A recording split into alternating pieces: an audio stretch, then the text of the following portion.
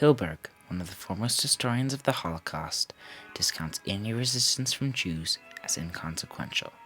From a strictly military perspective, for the Jews to halt the advance of the Nazis, Hilberg is correct. But the Nazi goals were not just military. Rather, the Nazis sought both the physical destruction and the obliteration of Jewish culture, religion, and heritage. From this perspective, any act that defied these goals was resistance.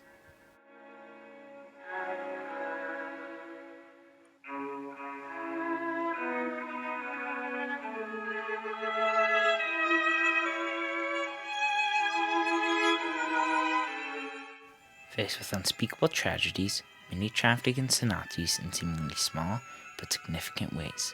An important act of resistance was carried out by a group called Oneg Shabbat, detained in the Warsaw Ghetto. Oneg Shabbat's documentation of everyday life and preservation of Jewish culture was truly a triumph against the Nazis. Jews were crammed into ghettos, run-down fractions of cities separated from the local population.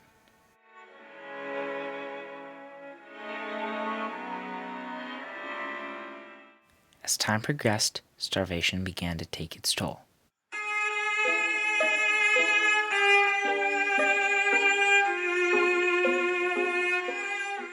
Added to this suffering was the everyday brutality of the Nazis and their collaborators.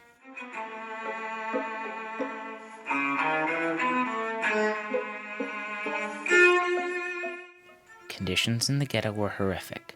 However, there was hope for some ghetto residents. Emanuel Ringelblum was a historian with a promising career until the war brought him to Warsaw. Using his skills as a historian, he documented the tragedy around him. Ringelblum recruited journalists, poets, artists, and musicians. Even children could partake in the everyday documentation. The group called itself Oneg Shabbat, which means joy of the Sabbath, because they met on Saturday, the Sabbath, to avoid suspicion. That Ringelblum and others took joy in these efforts to resist the Nazis' destructive plans indicate their triumphant spirit even when faced with such tragedy.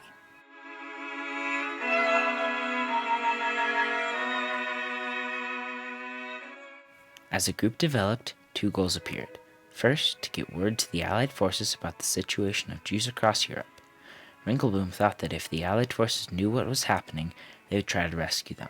The second goal was to document the Nazi crimes so that later generations would know what had happened.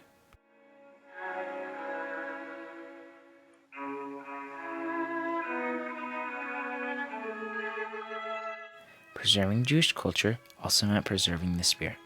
In Warsaw alone, there were over 600 secret prayer groups, all of which were illegal and punishable by death. We know about this form of resistance through the efforts of Oneg Shabbat. To erase Jewish culture, Nazi policies prohibited education.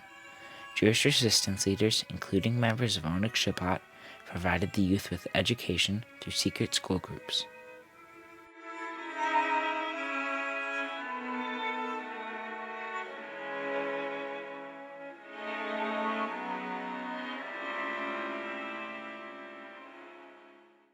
With decreased rations and increased deportations, the death toll steadily rose.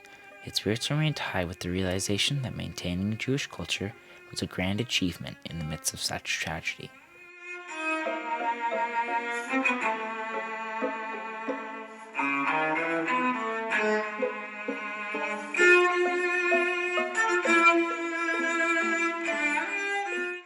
After months of secrecy, Oneg Shabbat got word to Great Britain through the Polish resistance network. Ringelblum enjoyed a feeling of great triumph when these reports led to a BBC broadcast on June 26, 1942. Ringelblum noted,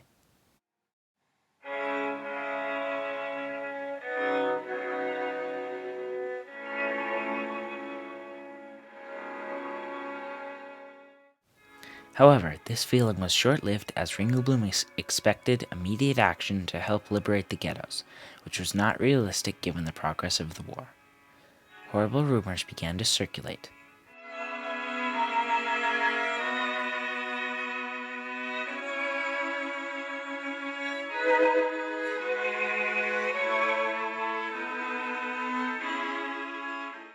Unbeknownst to the ghetto residents, their fate had been sealed in a secret meeting hundreds of miles away. On January 20th, 1942, the Wannsee Conference was held. The implications of the meeting were tragic for the remaining Jewish population of Europe.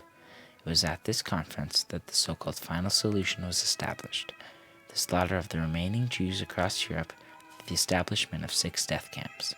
The camp most closely associated with Warsaw was Treblinka, where an estimated 700,000 Jews were killed. Some Jews argued they should fight the Nazis with smuggled weapons and rise up to strike a blow. However, with no military training and weakened by hunger and illness, a military uprising seemed suicidal. Others felt they should save the next generation by smuggling the children out of the ghetto to sympathetic Poles. With these debates ongoing, Oneg Shabbat realized the chance of rescue were slipping away. The primary goal now was to preserve records of Jewish culture and to document the crimes of the Nazis.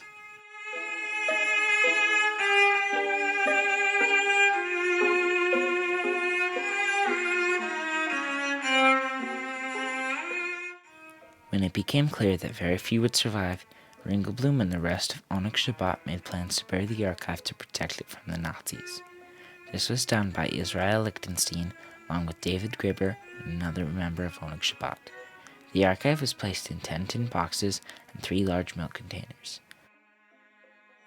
When it became clear that the ghetto had only days before the final deportation, the remaining ghetto residents made a last stand. The Jews dug hiding places and tunnels inside and even under the houses and streets.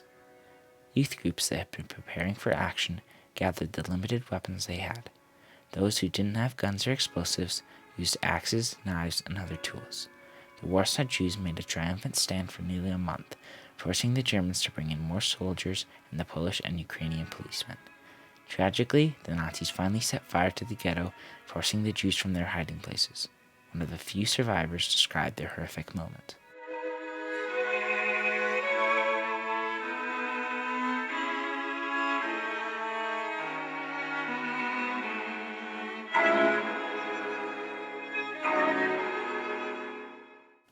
In the uprising, most of the few remaining Oneg Shabbat members were killed. Before the uprising, Ringelblum and other members buried 2 more archives in tin boxes in the ghetto. Even with tragedy around them, members of Oneg Shabbat hoped that their archive would tell the world what had happened and proclaim their triumphant acts of resistance.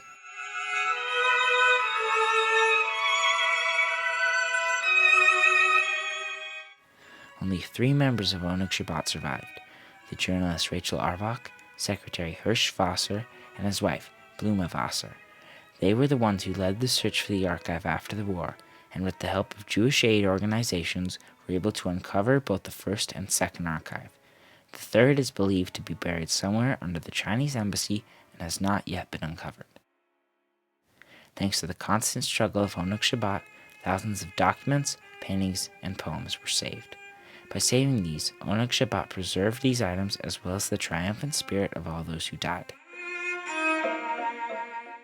While they could not militarily defeat the Nazis, they alerted the world to the truth of what happened and triumphantly resisted the Nazis' destructive goals. David Graeber, a 19-year-old member of Oneg Shabbat, expressed his feelings for the triumphant acts that he and the rest of the group carried out.